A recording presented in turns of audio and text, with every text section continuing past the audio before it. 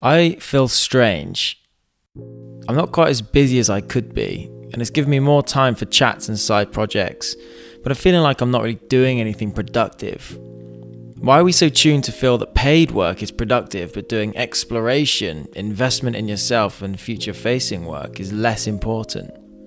If it was anyone else, I'd be telling them to embrace the quiet times and make best use of it, but following your own advice is sometimes harder than dishing it out.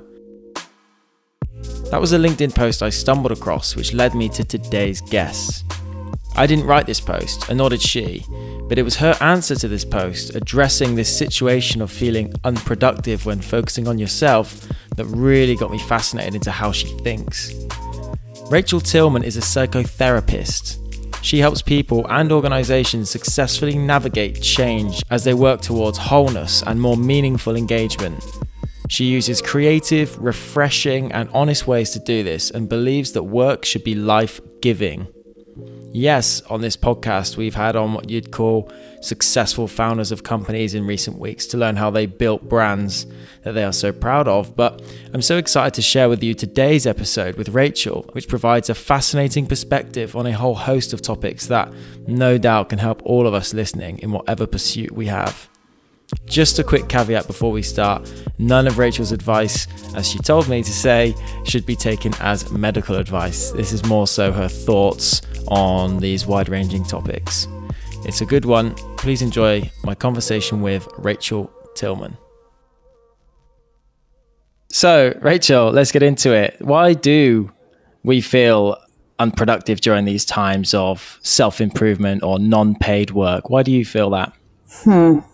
I think it's a good question and I appreciate the honesty that Matthew Knight talks about of this sort of inability to take one's own advice, and why do we feel productive in certain arenas and in others and or not in others. And I think there's so much to be said about context and how context gives us cues about how we should behave and how what norms we are expected to meet and how we are meeting those or not meeting those. And so, of course, in the workplace, there's we have all of these, you've got your job description, then you have your performance evaluations, and then you have the kind of nonverbals. Even the verbals, even what's explicit of telling you what's expected. And then when you don't have that, you can sink into yourself, I think. Yeah, no, I absolutely agree. I can see it. How do you, but why do you think that is? Do you think that's just because there is practically there's no job description, is there, if you're doing something on your own terms? I think if you think about how most of us are socialized, we are socialized in a structure. So we are not, nowadays we're not socialized to kind of go, spend the afternoon and in free play. There's, even play has its own structure. So, now we're at a point where everything time is accounted for, and it's such a it's a commodity. So I think that sense of when there's not that, it's here we are as adults. I'm guessing most people who listen are adults. But welcome to the teenagers if you are. That here we are as adults. We are, quote, fully developed, and yet the parts of how we spend unstructured time aren't developed. So I think that's part of it, is we're not, brought up to kind of nourish how do we manage our time without someone telling us what to do, what not to do. And so then I think that what that does is it creates a space for all of the doubts to come in. And so all of our go-to, what we call kind of saboteurs that we hear quite a little bit more loudly. So they kind of drown out when we're in a more structured environment and we have a clearer sense of what we're supposed to do. But, in that space where we have choice, I think choice can, for most people, choice can be freeing, but for the majority of people, it creates a dilemma that's hard to resolve. Yeah, yeah. And you say there that when we have the knowledge or the path of what we need to do laid out, do you think there's a difference though in just general busyness? Because if you are in a role doing something where that a path is laid out and you're active, do you think that kind of restricts a lot of that choice and therefore keeps these thoughts of self-doubt and things away just because you're actually active and doing things, you're busy? Yeah, I think it's the noise. And that, and I've seen this within myself and then within my own clients, where once that noise is no longer there, there's an ability to hear what's been there a long time. So I don't think it's necessarily just that we don't know how to do without structure. It's also that lack of structure creates a vulnerability to listen to the things that we've long ignored or pushed away. Yeah. Does that seem to make sense? Well, the fact that it's there, but it's almost being hidden by the activity. Yeah, right. Do you find that to be true? Yeah, I do, yeah, because if ever I'm looking at myself and I think I'm going through, an element of self-doubt, it's definitely there's something missing in terms of activity. I'm not doing things. I think the act of ticking things off a list obviously kind of makes you feel productive. The question there is whether the things you're doing are right or not. And certainly when we talk about having the unlimited choice of when you go it alone and you kind of started your own business, could be the number one self-doubt, I think, is like, am I doing the right thing? Because this is how you get that confirmed. Right. And especially if it's not, especially if that's not leading to, monetary outcomes. Right. If it's not paid work, if we referring back to the LinkedIn post, then it's like, how do I know if this is right? Right. Right. And I think I think the danger is then resorting to convincing ourselves that our message, hey, my message is good, my message is clear. And I, again, I'm all for self-empowerment, but I think sometimes we can fool ourselves out of our own doubts. And instead of confronting them, we just appease them, or we say, well, those doubts don't matter. It doesn't, money, what's money anyway? No, I mean, we kind of need to, basic survival things. And so it's not this either stay busy and ignore what's going on or go and, find yourself and ignore this sort of dialogue with what other people want and what the world wants. It's really working through, well, what would that mean if I'm not productive? And what about that drives me, keeps me up at night? Is it the feeling that I'm not enough? Is it the feeling that I will let someone down? Is it a feeling that I will be overwhelmed and I don't know, I won't know how to handle it. So I think, it's combating not just the fears of, well, that's okay, you do good work. It's also saying, well, maybe I need to really jump into this and say, I feel I do good work, and I also feel I'm not enough. And so I want to work through that. Yeah. How do you, because obviously your line of work, you are, working with people that are going through things like that. if someone's listening to this though and they don't have the benefit of an external party, because I find whenever I've spoken to a life coach or something, you know, you get some really in-depth, it really does, you go through a period of like soul searching, right. And I think you come out with, but I also think the way that you structure even what you just said then breaks it down to a point where you can come up with an actionable result. And I just think for someone who is dealing with this themselves, you know, they haven't got that benefit of someone to break it down in the way that you've just done. How do people actually go about going through that process to come out with some tangibles at the end that they can go at? Yeah, I guess I want to say it's a challenge because, you know, you can spend all of your time on various platforms looking up, you know, this exact, I guess, advice for lack of a better term. And so you can try this. Well, I'll try this. And then this other person says, well, try that. I think the limitation of advice is that there's not an overarching narrative.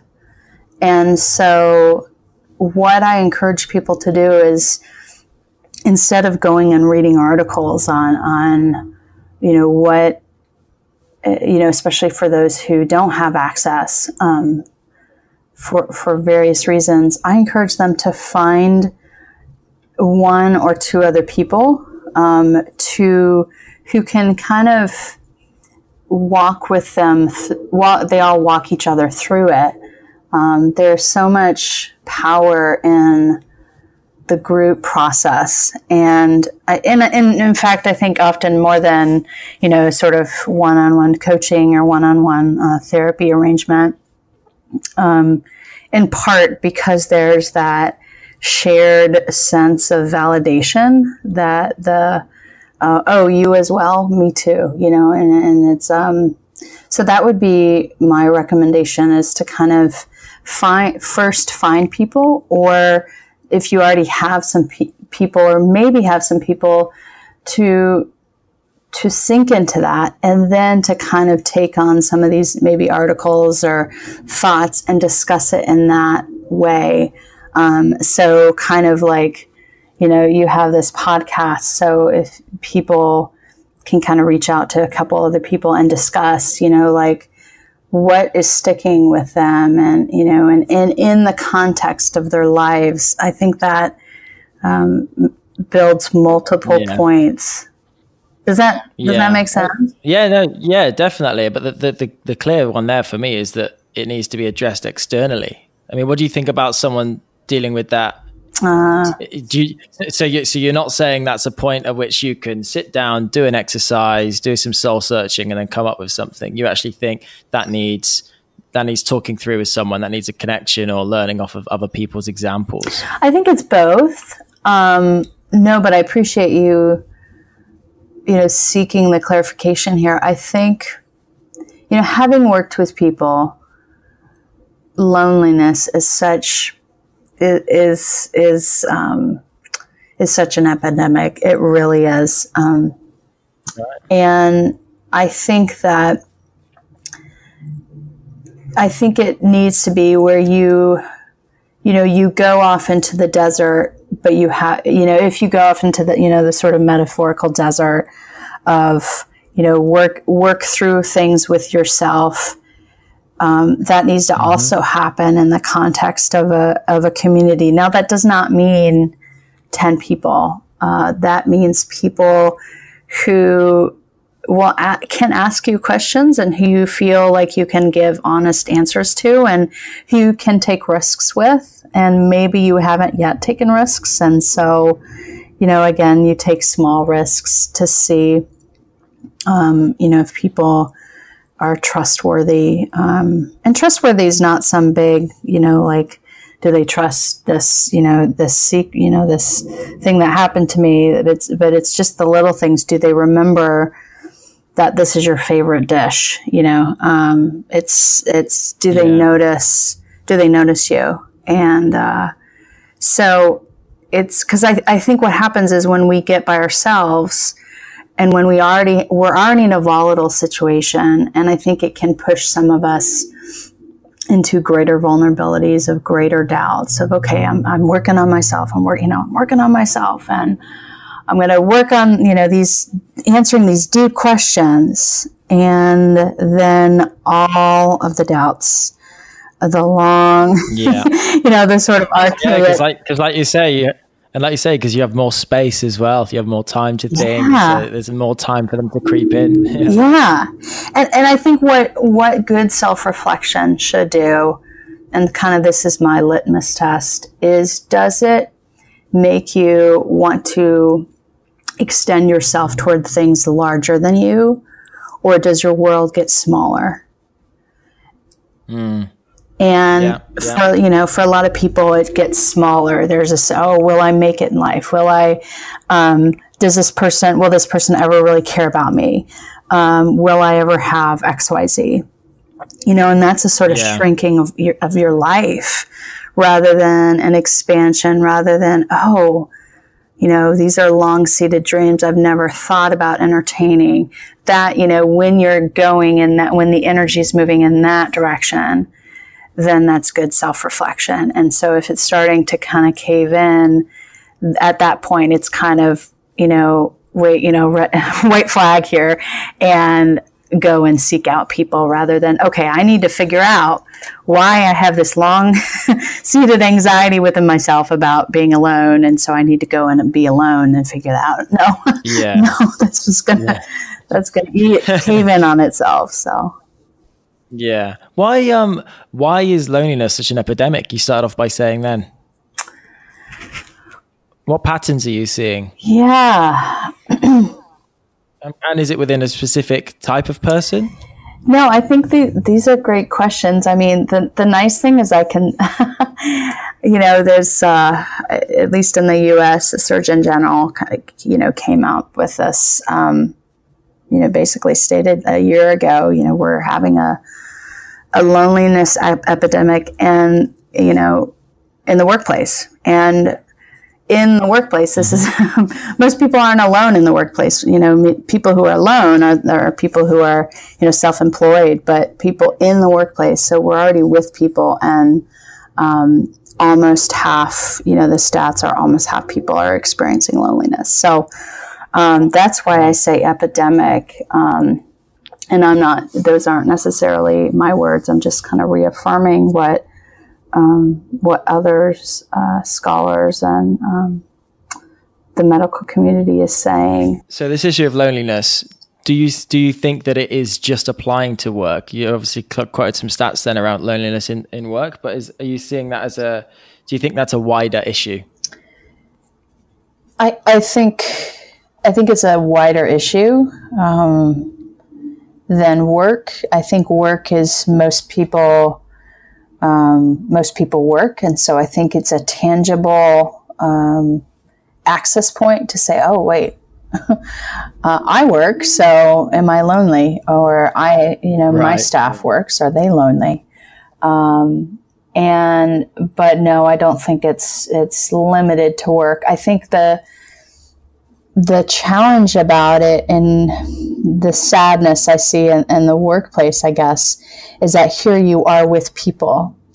You are spending the majority of your life at your work, and you are doing things that hopefully you're utilizing, your best strengths, your best skills, and you're leveraging your connections to do that, to make an impact, a good impact in the world. Yeah. And yet you're lonely. And again, that's not alone. That's just the sense that would people notice if I'm not here, or do I matter? Or is it just, this is how I spend my time. Do you think there's a part around the way we connect with each other now, though? Because you said earlier about doing some soul searching, doing some internal reflections should make you want to grow and, become a better person and do the things you want to do, as opposed to doubt yourself and all of the kind of negative doubts that come in. But do you think that's because of the way now that we can see on all social media, on everything, these kind of unrealistic expectations, and also the way that we connect? You talk about loneliness at work. Well, people are at work around people, but also a lot of the time probably staring into the screens, so it's kind of like they're not actually getting those human connections. And that, coupled with the fact that they're seeing some amazing things happening elsewhere, just gives you an overriding feeling of inferior, right. and potentially lonely. Right. Yeah, I think, I'm not an expert in terms of loneliness. Is it because there's some conflicting thoughts on, is it increased because of technology? Has it not? Is that just more information? But what, there's also this fear about, does technology inhibit connection? Is technology going to take our jobs? Is the machines, they're gonna take over? And I think it's not so much that technology. I'd have to think a little bit more on this, but I think it's not so much that technology is the bane of our existence as much as we use it to hide and have the appearance of, kind of like you said, of being in a space but not being present. And so we have choice, we have agency, we can leverage technology or not. I mean, I think about, the fact that without technology, you and I would not have connected. And we certainly wouldn't be talking. And so I think we use technology as an excuse to say, oh, it's technology. We're more into our phones or our screens. And I think for some of us, technology, it's kind of the difference between, is it a mediator or is it a destination? And I think a lot of people use it as a destination, but I think it can be, if we leverage it more as a mediator, sort of as a means to connect. You see that with social media, as people are connecting in ways they haven't before. And I think that's powerful. But what I think it's doing, I think what we're doing, I don't think it's doing it, we're doing this, is I think we're afraid to be who we are, and to be different than the wizard. Yeah, to be vulnerable, to be different than the Wizard of Oz. The small man behind the screen. Yeah, no, absolutely. Okay, I want to switch gears a little bit and ask you a bit of a broader question. You must see so many people that are, stuck or frustrated. And so I just want to ask generally, really, that why do you think it is that we don't do what we want to do? I mean, and I understand there's probably so many different answers on that, but is there a way you could break that down? Why is it that people have a want, a desire to do something, but then, are frustrated with the fact that they don't actually do that? I think, like you said, there are a number of reasons, and I think it's going to be different for persons, and this is again why I kind of recommend doing this in the context of others, whether it's a therapist, a coach, or a community. Yeah, I think we think we know what we want. I think we think we know what we should want, and but a lot of us don't. A lot of us genuinely. So we can't act when it's not from a place of honest energy. So I think we are both leveraging an inability to trust ourselves And I think we are incredibly self-deceptive. So, I mean, kind of those two seemingly opposite poles. I think it's hard to gear up into action when we are maybe dishonest. And I will say also, ironically, I think clarity comes from action. So I think that a lot of it is just getting the car going and finding out, hey, maybe this isn't the road I wanted to be on. Maybe this isn't the car I wanted to drive, but I do need to start on the gas pedal because I can analyze this one to death. And so, Yeah, absolutely. Yeah, we've talked previously on the podcast about analysis paralysis and just overthinking what's going to happen on a multitude of decisions when actually you can't predict any of them. And so there is an element of just starting one or some of them, and then and then the feeling comes as to whether that's right or aligned with what you want to do. Right. But I mean, I think about how that takes great courage and great just gumption. Because what happens if you make a mistake or, a supposed mistake? A lot of the paths the roads I didn't take were not because I wasn't initially interested. It's because I thought, okay, what if at, this third stop along the way, I changed my mind? How will I answer to this person, that person, et cetera, et cetera? And it would drive my decisions. And, it's not a comfortable feeling to feel like, gosh, like a lot of what motivates me is, what will this person think if I change my mind? Because we think we have to get all of the pieces together. And so, it's a common question. Well, why did you do this before that? Why didn't you just take the path of least resistance? Because we don't know it. We don't. And I think to the people who ask that, I think, have you, are you human? Do you, I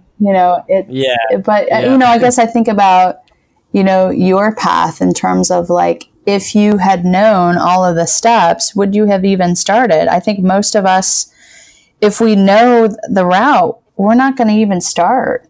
And, like for me, I recently moved and I've been wanting to move for a while. And so, I've been planning. And I finally, took my own advice. I give clients, listen to the inner longing. And I did. And then when I moved, it wasn't all that it was cracked up to be. And I thought, oh no, I made the wrong decision. And, there's this fear of dread of, what did I do? What did I put people through who are, invested in me and doing that? And I'm building, it's building the plane while you're flying. And a lot of people will say that and quote that, but that's harder than some self-help book about, oh yeah, you build your plane. It's living into it, Yeah, definitely. It's fascinating though, isn't it? Like you said about how a lot of your decisions are dictated by what other people think. And it's weird because you hear and you read so much about, you should not care what people think, because you have to let go of those to kind of pursue what you want to do. You can't be riddled with what other people are or what you perceive they're thinking about you. You need to kind of think about what you want to do. But even like if I look at myself and I think, okay, yeah, I might get my head around that. It's funny how decisions or pathways, there's always an element of that. Well, there seems to be, to me anyway, of what other people think, even if you might think that you've kind of eradicated that. Right. Do you see what I'm saying? So it's kind of I find it a strange one because you can think or prepare yourself that you're you're going to do whatever it is in your best interest, and not have those kind of ties or hang-ups. But I think there's something natural about, what other people think. It's just empathy, isn't it? It's kind of, it's like understanding and thinking about what other people perceive you're doing as well. It's kind of, I think it's quite natural. And it's not only natural, it's healthy. I think, we can't and we shouldn't eradicate that we care what people think. That's the myth, is that we should. And I don't mean that in like a sinister, I'm going to do what I want sort of thing. I mean that in like, if you're employed and you're worried that you're going to be a failure to someone else if you leave a big job, then don't let that stand in your way. Right. Those kind of thoughts. Right. And I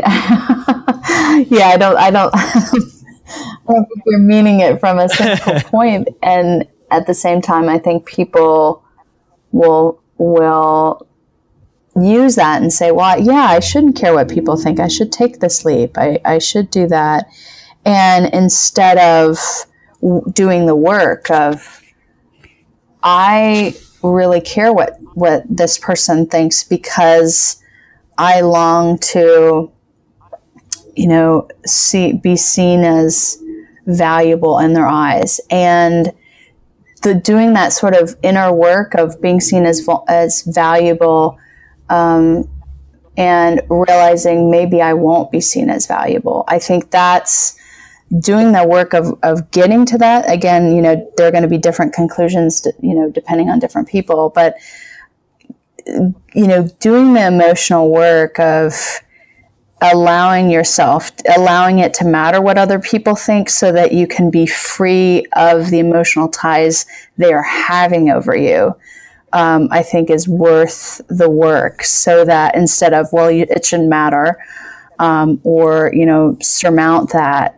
we'll more walk through that and say, maybe regardless of if you got this job or didn't get this job, or left this job or didn't leave this job, this person would still not think you as valuable. And that's, in other words, we need to grieve that, so that energy can be released, and then we can legitimately fly, versus kind of mentally tricking ourselves. Well, it doesn't matter what people think.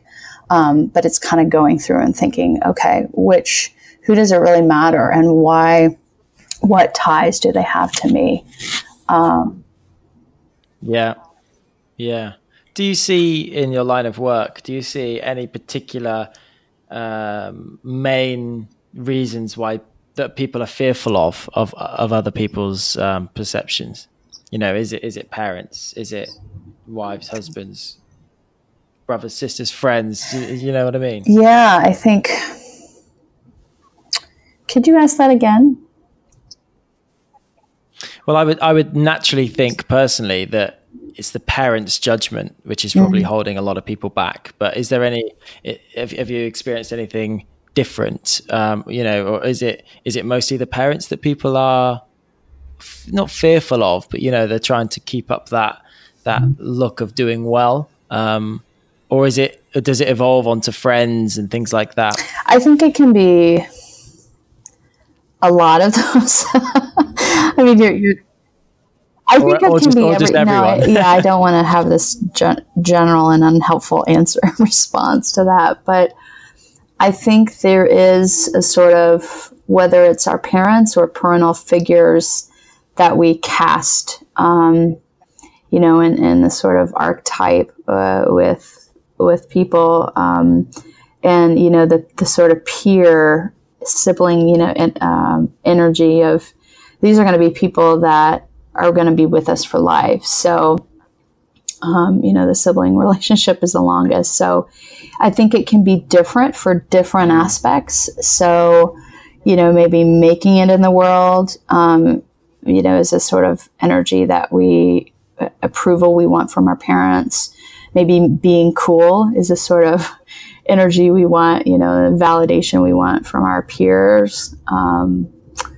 So I think I think that typically it's the sort of authority. There's definitely an authority energy that we have, because that's how we grow up. We grow up with that authority energy with our parents or caregivers, and then in the schools, the authority. And I don't know if it's tragic or just is, but we really don't advance past middle school. I think we still kind of work out those sort of like secondary, primary school dynamics through the rest of our lives. We mature a little bit, but a lot of that stays present. Yeah. Now, one thing I find really interesting, though, is that we talk about how people want to pursue a path, or that they're fearful of what other people think of them, and it's kind of like portraying this image of success. Now, I've read on your LinkedIn that you work with a lot of executives who are looking actually on the opposite, actually looking to find meaning after they've left, what would be a powerful position or a successful business. So that, from an external point of view, they've made it, they've built up something, they've done it, and now they're leaving that and they're actually trying to look for meaning. So it's kind of a bit, a bit of a strange one if you're at your early career trying to build something, that's even a scenario. So I just want you to tell me a bit more about what that process looks like, if someone's leaving a powerful position, looking for meaning. Yeah. Most of those that I've worked with who've been at that point, it's not necessarily come from or been prompted by some incredible interpersonal work or, hey, I'm not making meaning in my life. Now I want to go make meaning. It's usually prompted by an event that happens. And most times it's an event, an undesirable event. So whether it's, job loss, or whether, a death, or whether domestic violence, or other forms of, even, wartime situations, or a health diagnosis, that prompts people to start to listen to the inner dialogue that's been there, kind of growing a bit, but now they have a reason to listen to, because most of it's not reinforced. Being a failure or going and doing something that's meaningful is not, you don't get reinforced with that, really. You get, oh, that's good for you, maybe now and then, but you don't have people who leave their jobs and because everybody says, oh, go quit your jobs, there might be, again, there might be some of that, but for the most part, what's reinforced is to stay, is to continue in the status quo. And so what I've seen people is through that process. It's usually a grief process, whether that's, and then somebody doesn't have to die to bring about that grief process. But it's usually a sort of, well, I realize that this can be taken away. And so, or I realize the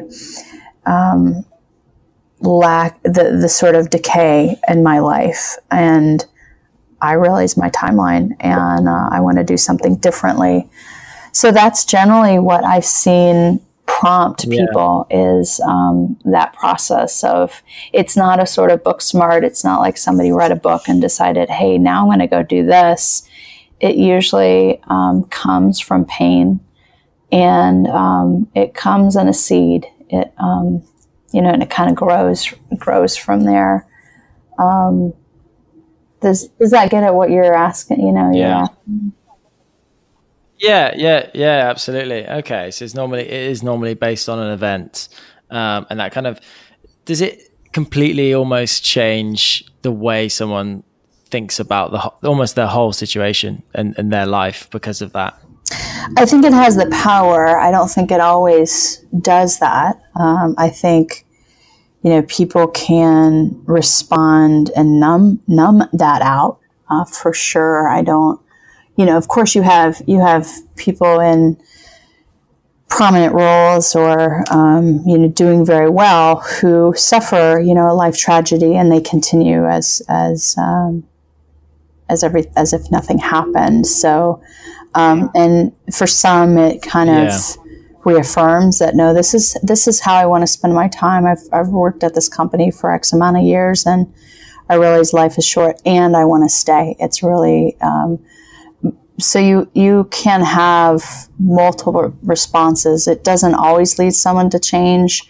It can, again, numb somebody out. Somebody can, but again, their productivity is going to, for sure, take a dive, and their quality of relationships is going to suffer. But I haven't seen too much come from just pure self-reflection. It's usually been prompted with some sort of engagement of, travel, seeing people live in different conditions than one is in, or, having suffering, their partner wants a divorce, and what? So it definitely, it shifts the whole, everything starts to shift.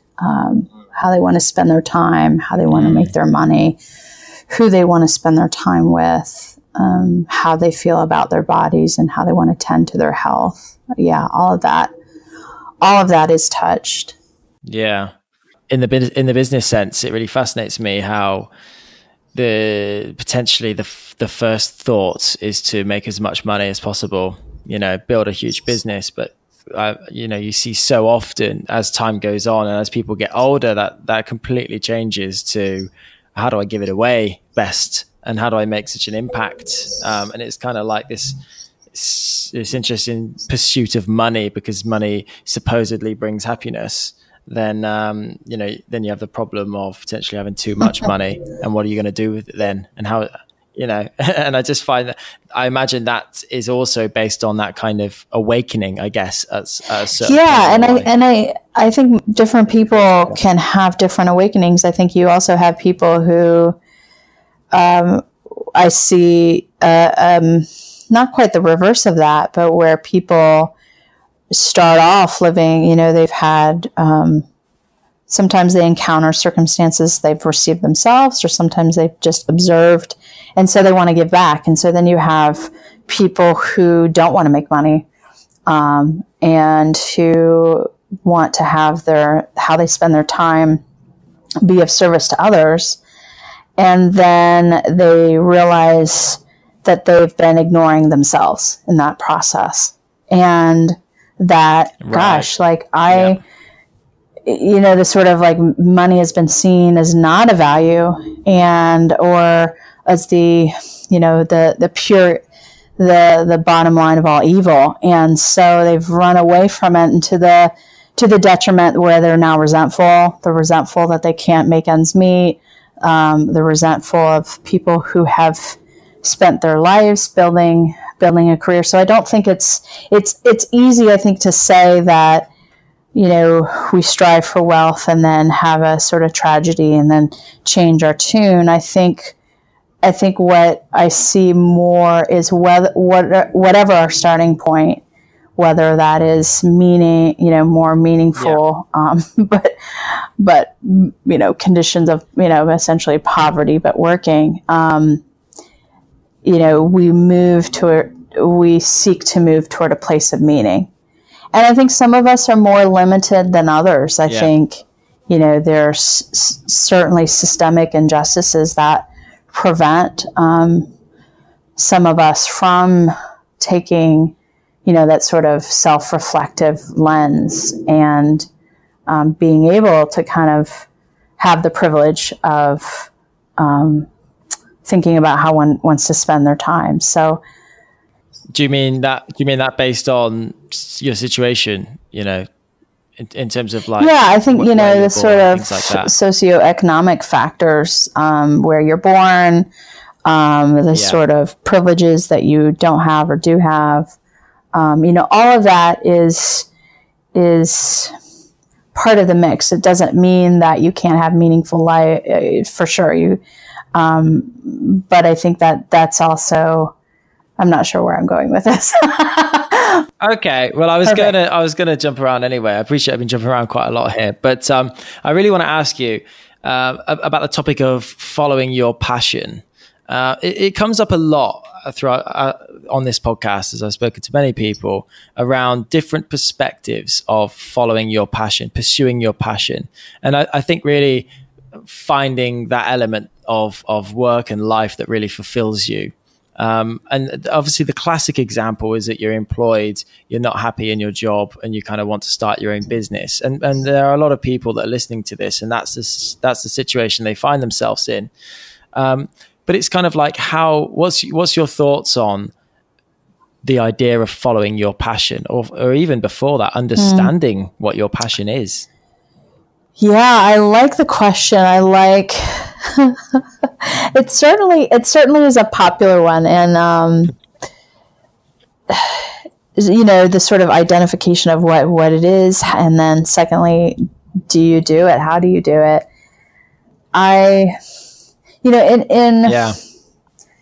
In my work, I think there's this fear in general that if we've got to find our passion and we've got to run with it, because if we don't, we'll miss it.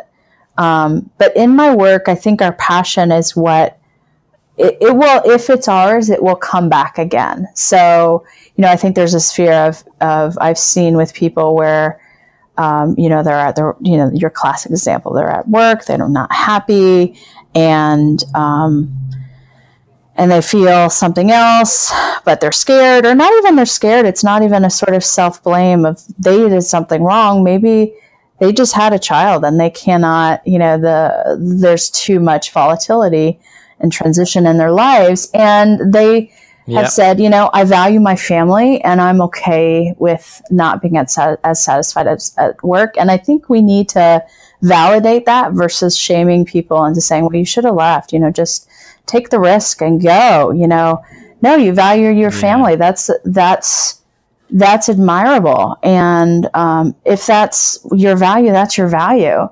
And I think it will come back again. That passion will come back again. It might take a different form. There might be, some grief of lost time of, I really kind of wish I would have taken it back in my 20s or whatever. But I think whatever is yours will come back again. And I've seen that, in my work as a therapist, that whatever's really undergirding stuff, it's not like we're going to miss it. It's going to make its presence known again. There's plenty of time. But what do you say then by saying that? Like, because when I talk to people and they say, right now, I just need to get my head down for a year or two, almost like it's sacrificial. And then after that, I'll be fine. I'm going to do something I don't like for a period of time in my life, and then I'll reap the rewards, that kind of way of thinking. Do you think that's valid? I mean, it happens. I think, what do you think of that? I have a lot of, because for me, I understand there's loads of different, situations that people find themselves in. But if there is the freedom to do certain other things, if they have choice, and I think people, pretty much always do have choice, then it doesn't sit well with me, the sacrificial mindset like that. Just say, I'm going to do this for a number of years. And I'm going to not enjoy it. I agree in a lot of ways. I think we have this mindset of, okay, work hard and then you will reap your reward. And for some of us, we're going to be too tired to reap our reward, or we'll be in a state of exhaustion, or like emotional exhaustion, or we'll be actually depressed because working in a job that might not just be lacking our passion, but might be hostile and might really defeat our internal morale, that's going to have consequences. So I think there's this myth of I'm going to work hard because, gosh, I cannot wait until I taste this. And maybe in the process, we deaden our taste buds. I think, for people who, I don't think it's an either or situation. I think for some, they decide, I'm going to work hard at this. And they make a choice based on their value versus the value of hard work. So, kind of using that example I used before, excuse me, is, someone says, well, I'm not going to leave my job until a year after my child is born. And so that is not, I'm just going to work. I'm going to work hard for a year and then reap the reward. It's more like what is driving me is the fact that I'm building some stability for my family. And that's the driver versus just hard work for hard work's sake. I think that's not psychologically healthy. I think it can create a whole barrage of consequences that we don't anticipate. And I think there's wisdom in not being impulsive. So yeah, we do need to kind of make calculated risks, but at the end of the day, we also need to leap. And as long as we are aware of why we're leaping, and we're leaping in a way that honors our values. So, but I've seen a lot of people say, I just need to follow my passion. And then they quit their jobs and they don't quite know what their passion is. And then they don't have any income coming in. And then they've got, then they become homeless and they're sleeping on their friend's couch trying to find their passion. And so there's also ways to be gentle with oneself and say, hey, maybe this job isn't the best, but it's not killing me. And it's not bringing in, it's not bad for me right now. So maybe I'm going, so it's like you said, it's using choice, but I think we can use pseudo choice and saying, okay, I'm going to quit my job or start on this venture, but we don't really choose. We impulsively react, which is different from choice. Okay. And that's when you say impulsively, that implies level of emotion there. I guess from my own life, I think about my judgment of myself of, I've been wanting to make this move for a while. Why didn't I make it sooner? And instead of looking about all of the gains that I had from leaving, when I did, I think about, what about? And looking back now, I think if I would have left when I first felt the inkling to move, it might have been impulsive. I might have not set myself up as well as I did. So that's what I mean by impulsive is I think we get this judgment from ourselves or this judgment from others that, hey, if we're really listening to our inner beings, we need to act right away. And that action needs to look like an extreme change. Instead of maybe that action looks like I'm going to start investigating, or that maybe that action looks like I'm going to start talking with people. I think we minimize that. And so kind of maybe to the original post, Matthew Knight's original post of what I feel like talking with people is not as productive, as say like, launching my brand, I'm just putting words here, putting scenarios in here. But I think we get to that point of thinking the only action that's the only thing that's worth the action is all the big bang and we do all these other little actions, but they're actions. Getting up every day at the same time, or making sure we exercise to kind of keep our body from sinking into the decay of the reality of self-starters. Who are you dressing for? So, all those little things are actions. Yeah.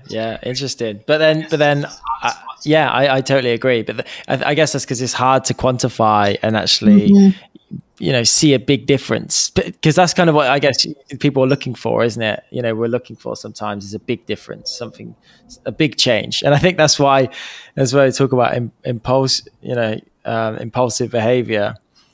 If you're, I'm going to go to the gym every day next week, like those huge kind of changes, as opposed to just, actually, I'm going to go once and feel good about it. And that'd be an action in itself. But then the problem with that is you set a big target, which is just way above what you're going to actually achieve. And then you kind of go full circle, and then you miss that target. You fail at it. Yeah, I remember in working with some of my clients with smoking cessation, that I would actually tell them, I want you to smoke in the morning and the evening. I just want you to try not smoking in the afternoon. So this shift, you do it, you take a break about 2:00. So let's just see if you can do that. And they want to say, I'm just going to quit. I'm going to, starting tomorrow. And I said, no, I want you to smoke in the morning. So tell me when you're going to smoke. Because what I'm also doing is I'm priming them, for success, and I'm priming them so that when they smoke in the morning, if they want to quit, they're remembering I'm kind of with them. And so a lot of the reasons we smoke are it gives us a break and it gets us out with people. And so I'm kind of building that in with them. But I think you're right on the money that we think it's these big actions, and then we don't even do them. We fail. Continues, and the cycle continues as well. It's not. It's because that's the other thing. It's like we've probably all done that multiple times.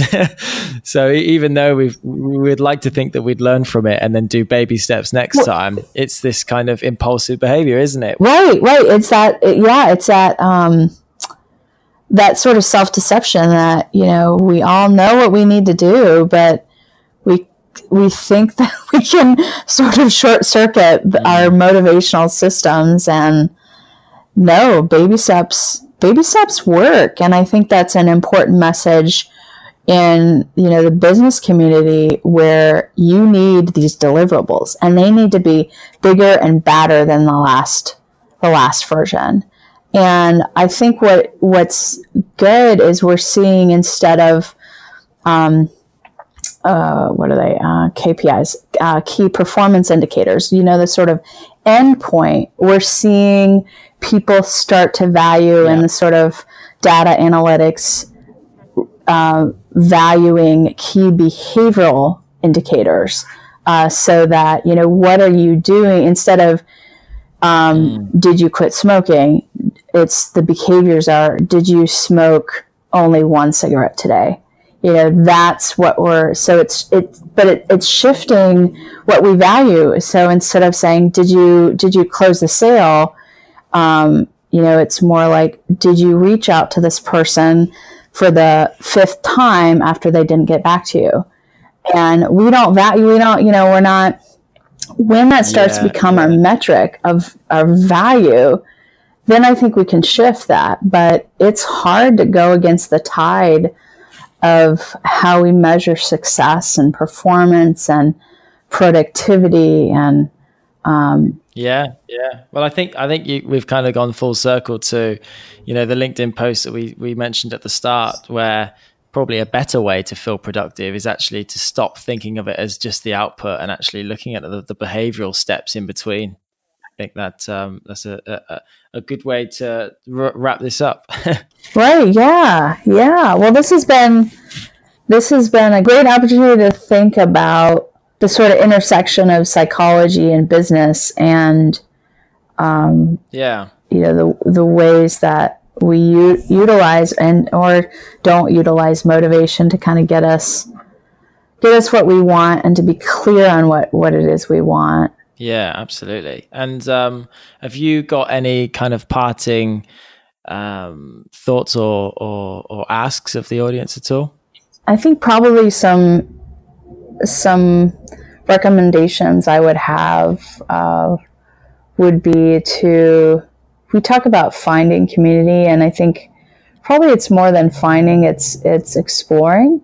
I mean, those might be, those might mean the same thing, but I guess what I mean is, we think we have to go out and into the world, and exploring is more tapping into what might be in front of us, and but taking some riskier steps into making connections. So like how you and I got connected was, I commented on a post of, someone who we, I guess, now follow. And so then we took the next step of, okay, let's continue this conversation. I guess that's what I mean by exploring connection. So taking the seed of possibility and growing that, I think it's pretty vital, in terms of workplace, of loneliness, of the self-starter loneliness, because we need people to generate ideas too, for innovation. But I think the takeaways would be find people so that you can both be stimulated and get validation for them, and give validation. I think we need to give to others too, and the fact that others need us. Others need our validation of them. That would be probably my encouragement. Yeah. Awesome. Okay, Rachel, it's been brilliant. It's been fascinating. Thanks for coming on. Yeah, thanks for having me. And I appreciate how you are engaging this in a way that it seems authentic, and it doesn't seem as in a forced authenticity, which nobody wants. I appreciate that. Thanks. Oh, yeah. Thank you.